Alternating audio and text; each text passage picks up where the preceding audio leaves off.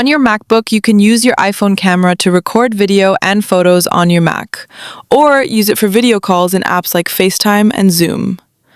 Before starting to using iPhone as continuity camera on Mac, let me explain with the QuickTime Player app. Open the QuickTime Player app on your Mac. From the top menu, click on File and select New Movie Recording.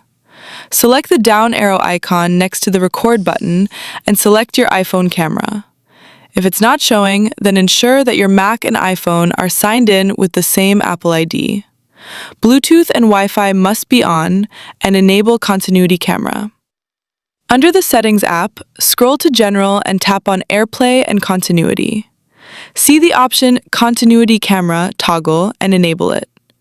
Select your iPhone microphone if you want from here. Another example is using the Photo Booth camera app. Open the Photo Booth app on your Mac. From the top menu, go to Camera and select iPhone camera. Next to the FaceTime HD camera.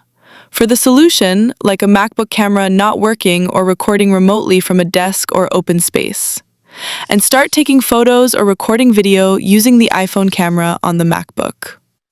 You can use other apps like FaceTime, Zoom, and QuickTime.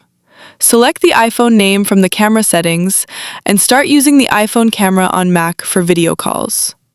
From the top menu, click on Video and select iPhone camera instead of FaceTime HD camera. That's it. If you have any questions, then comment below. Don't forget to like, share, and subscribe for new video updates.